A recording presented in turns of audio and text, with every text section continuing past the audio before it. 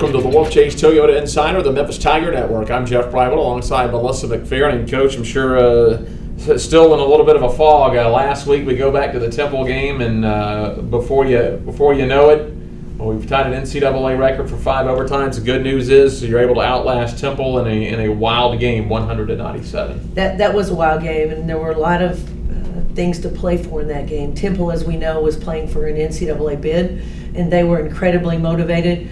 We're playing for a postseason bid, certainly, and also the fact that we were very, very salty, as they say, about our loss at Temple.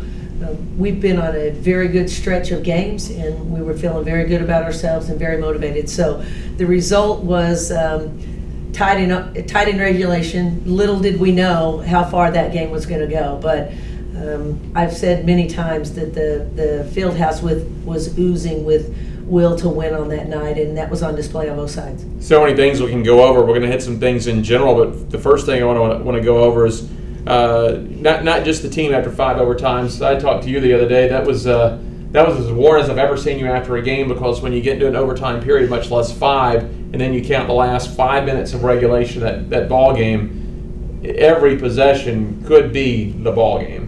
Well, yeah, I'm getting to the age now where 2 hours is really stretching it, but when you go to 3.5, and certainly that's not about me. I mean, the players were the ones that were right on the court 3.5 hours, but the intensity level of that game from, let's say, 8:50 p.m. to 10:20 p.m. was as high as anything I've ever been involved in, and I'm certainly the players as well. It was a game where every possession did feel like it was going to be, we were either going to win or we were going to lose. It felt that way on the bench. It felt that way to the players on the court. And it was funny as we went through the different overtimes. You get to the first one and you're like, okay, here we go, overtime. We know how to do this. Second overtime, okay, we come to the bench. We're going to do this. Every time the players sat down, we're talking about how we win close games, and this is going to be our game. But then when you hit the third overtime, the end of the third and the end of the fourth, the emotion really changed with the players. It was really fatigue and, wow, are we really going to have to do this again? And I think it was on both sides, but we were really having to battle at that moment the fatigue and the lack of concentration. But I was really, really proud of our players, because they responded every time we brought them back to the huddle and said, hey, we're going to win this. And at the end of the third and at the end of the fourth, going into the fifth, Mariah Rouser, of course, at that point in time, we had already lost Ariel, right, and we'd lost Asia to fouls. And Brianna Wright and Mariah Rouser are still looking at me and saying, Coach, give me the ball. And so at that point in time, it's like, okay, well, let's make it happen. You talk about a war horse, Mariah Rouser, NCAA record, 64 minutes. 64 minutes. And, of course, as a coach, you want to try to get your players some rest. But when it's overtime, I'm not thinking we're going to 5. So my stance with the players most of the time, and they tease me about it a little bit, is like, no, you got to go. And they just have to go. And so 64 minutes. Well, I walked in the locker room after the game, and Mariah was sitting on the floor. And I said, Mariah, get up, get in your chair. She goes, Coach, I don't know if I can move. And so 64 minutes for her. And then, of course, Brianna Wright was just a warrior in there, 35 points. And I tried to take her out of the game twice. Now, most of the time, she doesn't fight you when you try to take her out of the game, because she knows she needs a little bit of rest to get back in. I tried to take her out twice, and she said, Coach, I'm not coming out. Bree Elmore, we talked about this the other day. That's going to be the next person I want to talk about.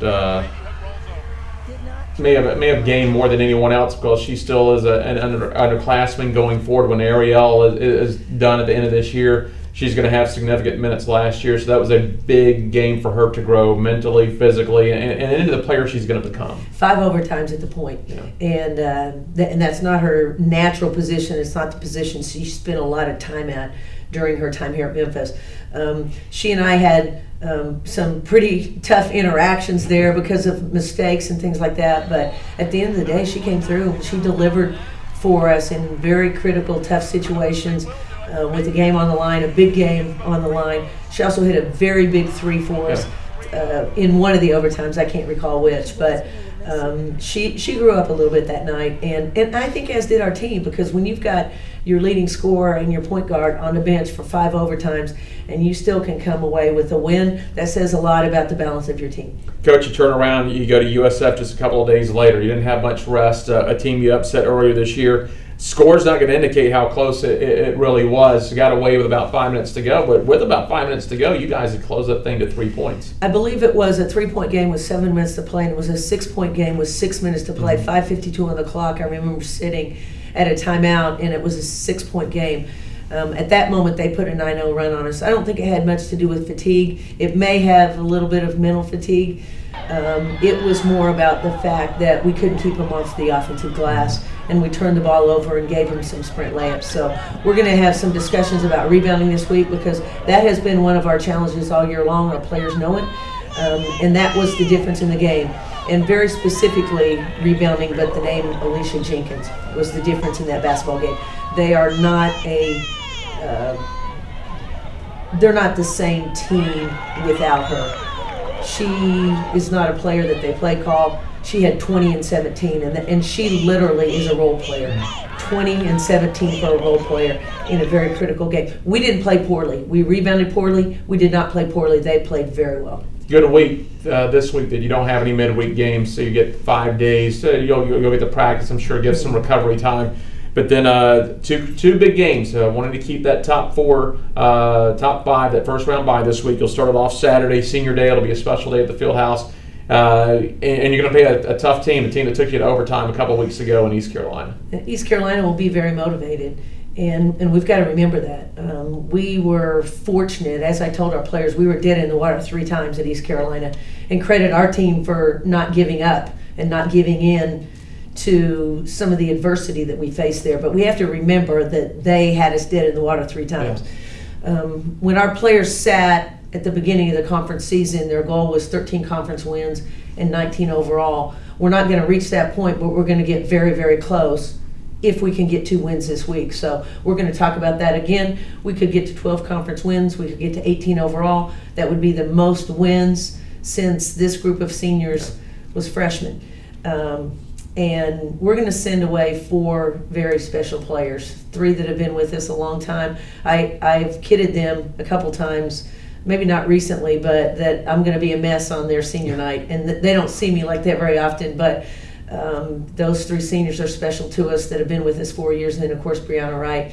What a great addition to our program. And I want the fans, and I want to say that to the fans, I want the fans to send these seniors out in style. Coach, you'll turn around after Saturday. You'll be at Houston Monday night. That's a game you can't take for granted. I know Ron Huey's in his 2nd year, still trying to rebuild that program, but it always seems in every conference, the last night of the season, some team that's really struggled sneaks up on someone and just throws a wrench into the conference standings for the tournament. And Houston is a difficult place to play. We've felt that the many times that we've been there, and that is not a team that you want to go in and sleep on. That's a team that if you fall asleep, they'll sneak up. They've got seniors too, and I think that's the thing right now that we've got to all understand. That's going to be their senior night, and they're going to be sending some players away, and that emotion runs deep. And we're all also setting ourselves up for the conference tournament, and we have a lot to play for. That top 4 seed for us is important. We don't want to go in there as the 5th seed. We want to go in as the 4th. And we know that likely it's going to be a Tulane team that we play, but a top 4 finish for us has been a goal. All right, Coach, best of luck. We'll talk to you this weekend. Thanks, Jeff. Head coach Melissa McFerrin, I'm Jeff Brightwell for the Wolfchase Toyota Insider on the Memphis Tiger Network.